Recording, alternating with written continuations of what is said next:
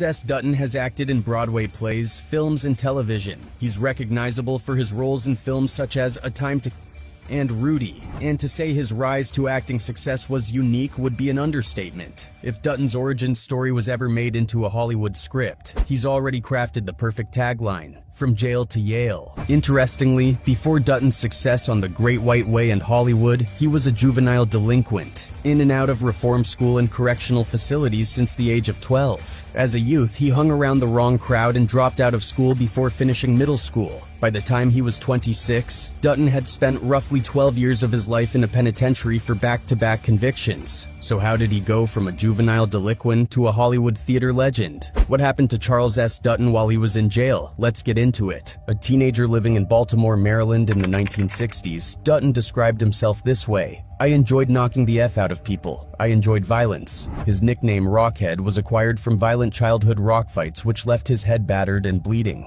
"When I was a kid, we had rock fights," Dutton explained. "My gang would line up on one side of the street and another gang would line up on the other side and we'd let fly. I was always out front leading the charge and I got my head busted about twice a month. As a result, the guys started calling me Rockhead. Somewhere along the line, the head got dropped and it's been Rock ever since." When he began amateur boxing, the moniker was shortened to Rock, a nickname he still goes by. "I was in the Black Panther Party in the 1960s, raised hell in the streets," he said. At 16, Dutton got into a fight with a man he said attacked him with a knife, stabbing him 7 times, and while wrestling the knife into his hands, Dutton stabbed back, leading the attacker to bleed out on the street. At 17, he pleaded guilty to manslaughter and was sentenced to 5 years in prison in 1967. After serving 2 years for manslaughter, Charles Dutton was released, only to be sent back to prison to serve 3 years more for a weapons charge. He wound up in the Maryland State Penitentiary building he used to see out his old bedroom window. Dutton's headstrong, violent, and rebellious nature followed him to his second sentence in prison. A self-proclaimed troublemaker, he fought guards and inmates with the boxing skills he gained in childhood. When a prison guard prevented Rock from seeing a visitor, things got physical. Bolstered by his childhood boxing experience, Dutton put up a challenge for a fair fight, and the two began to, as he describes it, have a wonderful, nice 10 minutes busting each other up in a locked room. According to the Washington Post, in a grim summary of the state of the U.S.'s judicial system, Dutton is quoted as saying, "I got 3 years for black man and 8 for punching a white man. 8 years was added to his prison sentence. Prison," Dutton said without a trace of irony, "saved my life." At Maryland, ranked one of the toughest prisons in the nation, solitary confinement meant a 5-by-7-foot cell with a sink, but no bed and no commode. The latter consisted of a hole in the floor which Dutton said vindictive guards could back up at will, flooding the cell ankle-deep in sewage. Prisoners locked therein were fed once every 3 days and were allowed 1 piece of reading material, though the only light by which to read was that which seeped under the door. In those days, inspired by the Black Panthers and convinced that the nation was on the brink of a bloody civil war, Dutton said he was a dedicated Marxist-Leninist. He had become an avid reader in prison, but he read only leftist literature. Then one day, he got into a fight with a prison guard and his reading habits as well as his life changed forever. "As they hauled me off to isolation, I just grabbed a book from my cell without even looking at it," he said. The book Dutton got was not the Leninist tome he thought he was taking, but instead it was a book of plays, sent to him by a girlfriend on the outside. He had barely glanced at it, but for the next week, locked away in his tiny cell, it was to be his only companion. Dutton claimed he had never read a play but was mesmerized, especially by Day of Absence by Douglas Turner Ward, which is about the day all the blacks in a small southern town decided not to come to work, and the whites realized they couldn't live without them. It's played by a black cast and whiteface and it's hilarious. He read it over and over and told himself that when he got out of there, he was going to stage it. He enjoyed the plays so much that upon his release, he petitioned the warden to form a drama group. The warden agreed on the condition that Dutton finish his education and get his GED. "I went and got the craziest guys in the prison to put on the prison talent show. I got the craziest knuckleheads, the biggest liars, the most demonstrative, funniest guys," he said with laughter. That's where he caught the acting bug. "I found my humanity in that cell, and I was a changed man when I got out," Dutton said. "The prison officials all thought I'd gone crazy, but they let me put on the play. And when I was up there delivering my lines, I looked out over that audience and they were rapt. This was a bunch of guys who wouldn't be rapt over anything, but I had united them, and a weird sense of power came over me.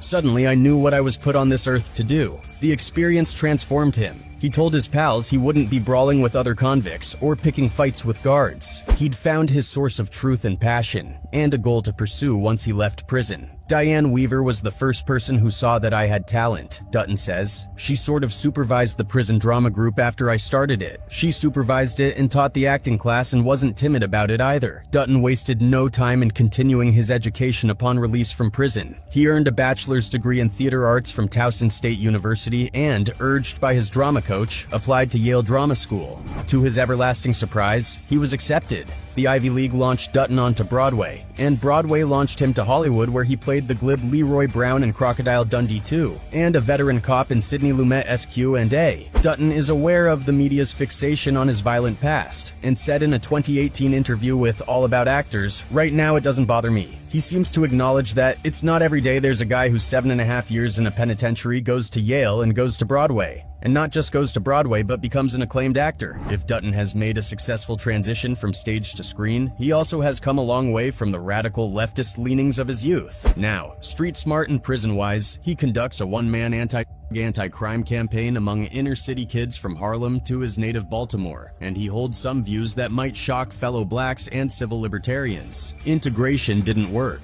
he said. Integration ultimately spelled disintegration. Before integration, every black community had its professionals that kids could emulate. The doctor, the lawyer, the pharmacist. When integration came, they all left. Now the pusher, he didn't leave. That was his area of operation. So the pusher and the thug became the only role models for black kids. Dutton at least offers a replacement for some of those professionals who fled their old neighborhoods. He, after all, is a star. The guy who came from prison to the top of the Hollywood heap. If any of the kids now prison-bound, but audiences for rock, can emulate that, there may be hope after all. The Pan-African Film Festival also honored Charles Dutton with Lifetime Achievement Award at the festival's annual Night of Tribute Awards ceremony. For the second year, the Night of Tribute was a part of the pre-show festivities for the awards ceremony of the African American Film Critics Association in 2014. Dutton, who is a two-time Tony-nominated and multiple Emmy Award-winning actor and director of stage, television, and film, first became a familiar face to television audiences around the world for his iconic role as the Baltimore garbage collector, Rock Emerson, on the popular Fox comedy produced by HBO Rock,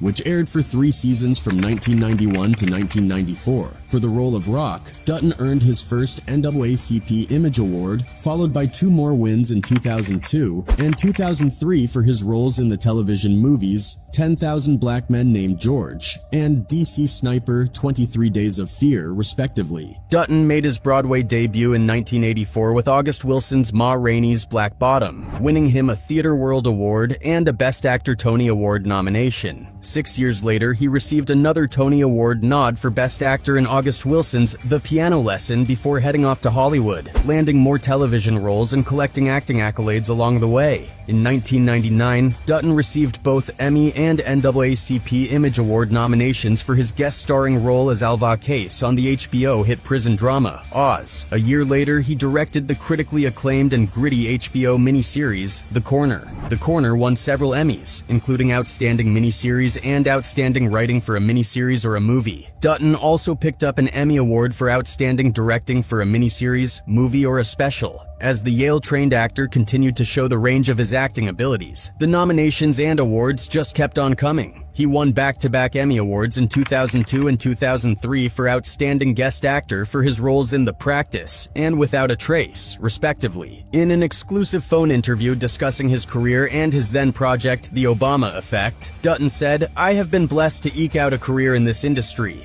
A career that I've tried all of these years to control, dictate, and choose the kind of material that I want to do. And so far I've been able to do that." Dutton's unique experiences prior to becoming an actor have helped him stay grounded.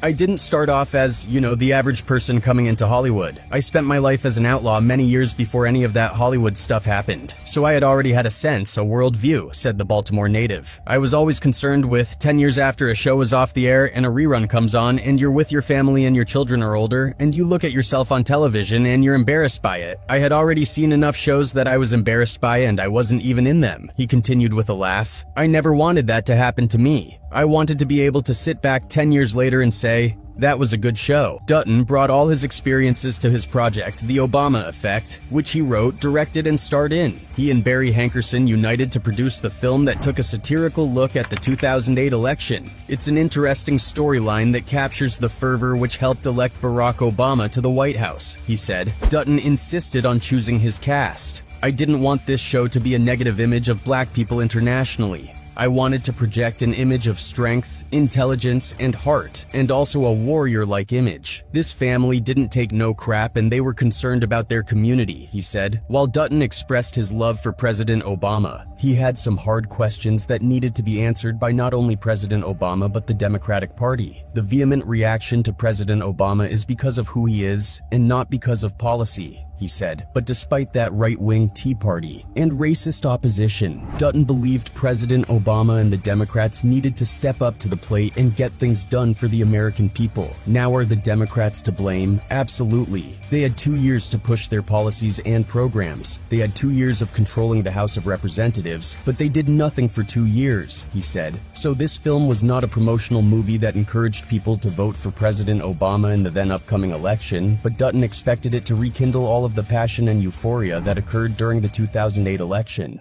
It's not your average everyday straightforward film. There are lots of great cinematic ideas, lots of great storytelling about getting one's own health together, the importance of family, and how much politics affects our lives, he explained. In The Obama Effect, a serious health scare inspires John Thomas, an insurance salesman in his 50s played by Dutton, to take a closer look at his life. Motivated by a misguided obsession with getting Barack Obama elected, John takes on overwhelming involvement in the presidential campaign. While John becomes obsessed with the ideal of change that Obama represents for Americans, he has neglected to create positive change in his own life, particularly with regard to his health and familial relationships. Also in the film is Vanessa Bell Calloway, Cat Williams, Wesley Jonathan, Megan Good, and Glynn Turman. In the film, John hides his health problems from his strong yet supportive wife Molly, played by Vanessa Bell Calloway, creating a strain on their marriage. John then seeks the support of a Republican relative, MLK, played by Cat Williams, who initially starkly resists supporting a Democratic candidate. John's son, Khalil, played by Wesley Jonathan, rebels against his father's avid support of Obama by supporting the Republican candidate as well. Ultimately, Dutton expected the film to both entertain and make people think. The movie is about looking at the situation then, in 2008, and now, and making an intelligent decision.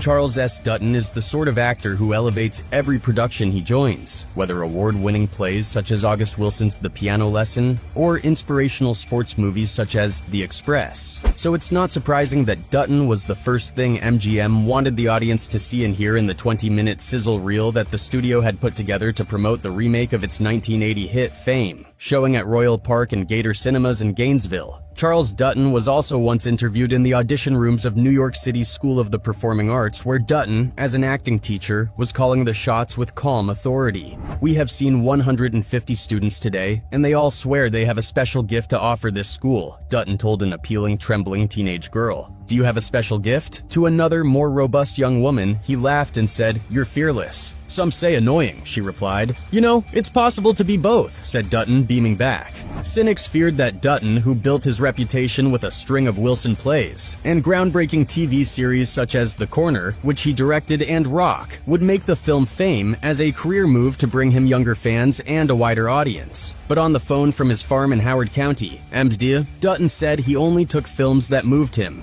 "The fun in this film," he said, "was the chance to put on screen the motivational aspect of teaching acting." Asked whether his scenes in the film resemble moments from his own career and life, he laughed and said, "I couldn't get around that fact if I tried or wanted to." Playing the drama coach in Fame allowed him to pay tribute, sometimes humorously, to his prison warden Diana Weaver and his other celebrated mentors, including Earl Gister and Lloyd Richards at the Yale School of Drama. "All the acting teachers I ever had," he said, "were halfway between drill sergeants and tyrants." When Dutton accepted the part in Fame, he hoped he could concentrate on quality